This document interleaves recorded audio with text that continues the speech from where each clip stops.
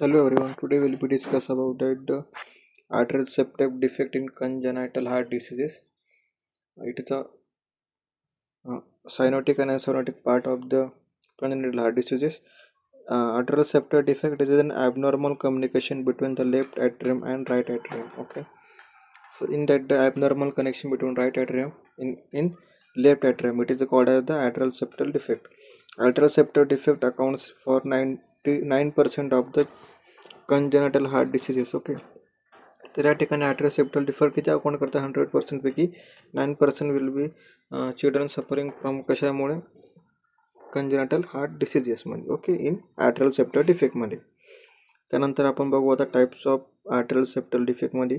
ऑस्टिमम secundum, okay, ostium primum, sinus venosus. Okay, first आपण बघू ostium secundum. Okay, the most common type of atrial septal defect abnormal opening in the middle of the atrial septal. Okay, या ठिकाणी काय होणार आहेत की abnormal opening होणार आहेत कुठं आर्टरलचे सेप्टम आहे त्याला आपण सेक्टम असं म्हणू शकतो.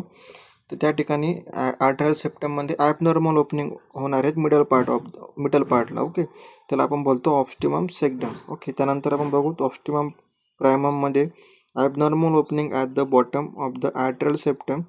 It is increase association with the clipped mitral valve and atrioventricular defect. या ठिकाणी ॲबनॉर्मल ओपनिंग होणार आहेत पण कुठं बॉटम साईडला इन ॲट्रल सेप्टमच्या.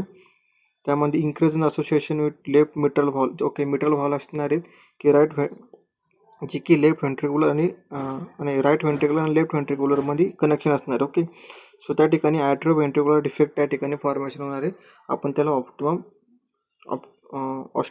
ऑस्टियम प्रायमम असं त्याला आपण नाव देऊ. ओके, त्यानंतर सायनस वेनसस. सायनस वेनससमध्ये abnormal opening at the top of the atrial septum.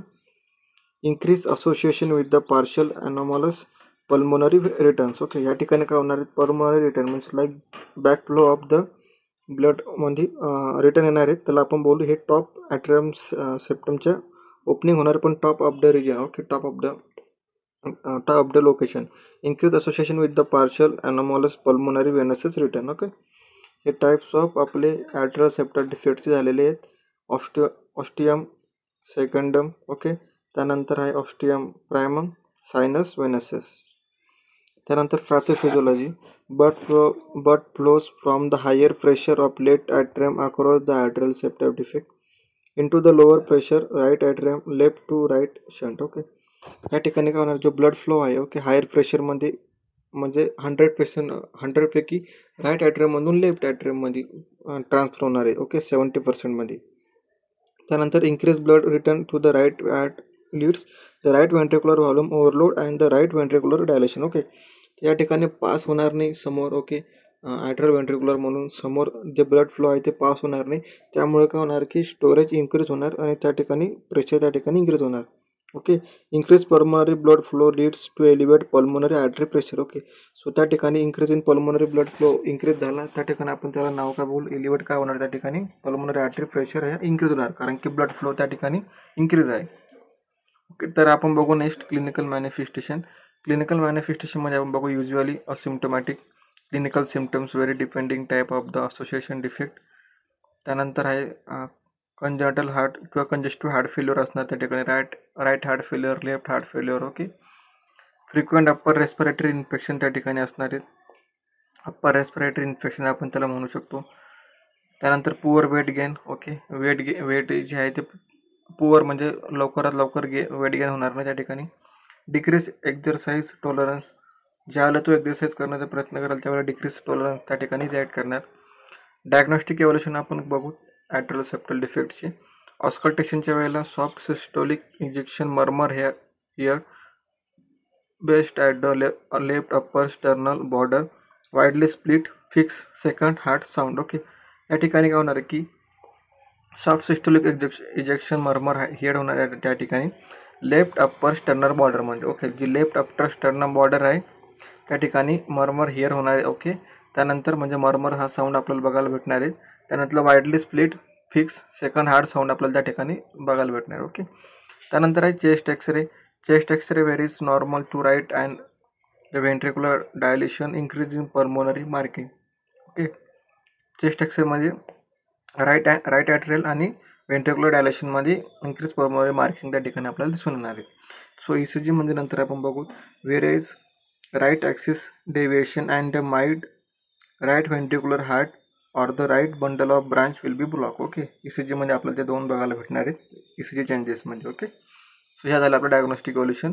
त्यानंतर 2 dimensional echocardiogram like 2D echo with Doppler study and the color flow mapping to identify the site of the antral septal defect and associate lesion and the document left to right flow across the atrial septal.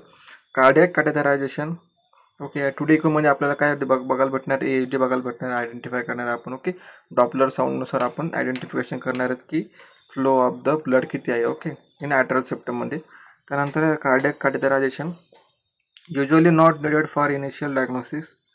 Perform it defect can be closed using an atrial occlusion device. Device can be used only in the ostium secundum defect. Okay, catheterization मध्ये it will be not properly defect in the close. Okay, so that time what happen, the atrial occlusion device will be start. Okay, त्याला आपण काय use करून आपण काय करणार आहेत, catheterization आपण त्या ठिकाणी फॉर्मेशन करणार आहे. ओके, कार्डियक catheterization करून ब्लॉकेज क्लोज करणार आहे. ओके, क्लोज आहे की ओपन आहे आपण त्या ठिकाणी आयडेंटिफाय करणार आहे.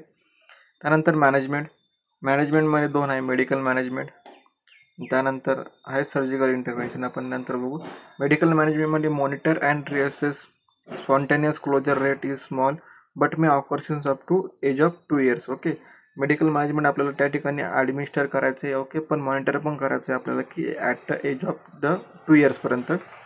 Treatment with anti congestive therapy like digoxin असेल, लॅसिक्स असेल, may be necessary sign of congestive heart failure are present. Okay, congestive heart failure present असेल तर आपण त्या ठिकाणी अँटी कंजेस्टिव्ह थेरपी प्रोव्हाइड करू शकतो. डिगॉक्झिन असेल, लॅसिक्स असेल, या इंजेक्शन आपण त्या ठिकाणी ट्रीटमेंट थ्रू प्रोव्हाइडेशन करणार with the sign of symptom असेल तर कंजेस्टिव्ह हार्ट फेल्युअरचे. ओके, त्या ठिकाणी आपण मॉनिटरसुद्धा करणार की हार्ट रेट किती, ब्लड प्रेशर किती. Okay, infective endocarditis prophylaxis for 6 months after the surgery और atrial occlusion devices is use. Okay, जे पण एंडोकार्डायटिस आहे, inflammation of cardiac layer. Okay, त्या ठिकाणी 6 months आफ्टर आपल्याला सर्जरी करायची आहे. ओके, त्यानंतर ॲट्रियल ओकल्जन डिव्हाइस आपल्याला त्या ठिकाणी यूज करायची आहे. ओके, झाले आपले medical management. Cardiac catheterization will be placement of the atrial occlusion device of ostium secundum defect. Okay, ostium secundum defect करण्यासाठी आपल्याला आयडेंटिफिकेशन करण्यासाठी आपल्याला कार्डियक कॅथेटरायझेशन ही प्रोसिजर फॉलो करायची. आता सर्जिकल इंटरव्हेन्शन आपण बघू. Primary repairment of suture closure of atrial septal defect. Okay, repairment of करायची आपल्याला ॲट्रियल सेप्टल डिफेक्टमध्ये. Patches repair of the atrial septal defect. Okay, जे पण पॅच आहे ती आपल्याला रिपेअरमेंट करायची इन ॲट्रियल सेप्टल डिफेक्टमध्ये. सो त्यानंतर कॉम्प्लिकेशन्स काय बघणार आपण. कंजेस्टिव्ह हार्ट फेल्युअर रिअरली आपल्याला बघायला भेटणार आहेत इन ॲट्रियल सेप्टल डिफेक्टमध्ये. इनइफेक्टिव्ह एंडोकार्डायटिस आपल्याला बघायला भेटणार आहे in atrial septal डिफेक्टमध्ये. एम्बॉलिक stroke sometimes जर कॉम्प्लिकेशन असेल ॲट्रियल सेप्टल डिफेक्टचे की ओव्हरफ्लोड ऑफ द ब्लड असेल त्या ठिकाणी आपल्याला एम्बॉलिक स्ट्रोकसुद्धा त्या ठिकाणी बघायला भेटू शकतो. पल्मोनरी हायपरटेन्शन म्हणजे लाईक पल्मोनरीवर प्रेशर जास्त पडल्यामुळं हायपरटेन्शन त्या ठिकाणी बघून येऊ शकतो आपल्याला. Atrial arrhythmias. Okay, improperly rhythm rate त्या ठिकाणी आपल्याला बघायला भेटणार आहे ECGमध्ये. सो त्याला आपण आर्ट्रियल अरिथमियास असं बोलू शकतो. ओके, सो आजचा आपला टॉपिक होता atrial septal defect. Atrial septal defect small topic आहे. ओके, त्यानंतर आपण असायनोटिक आपण या ठिकाणी इम्पॉर्टंट बघणार आहे. असायनोटिक आपल्याला असायनोटिकमध्ये क्लासिफिकेशन आपण बघितलं होतं कंजेंटल हार्ट डिसीजमध्ये. असायनोटिकमध्ये हा पार्ट आपण बघतोय. त्यामध्ये आपण बघितलं की ॲट्रियल सेप्टल डिफेक्टचे टाईप्स कोणते ऑस्टियम सेकंडम, ऑस्टियम प्रायमम, त्यानंतर सायनस वेनस असेल.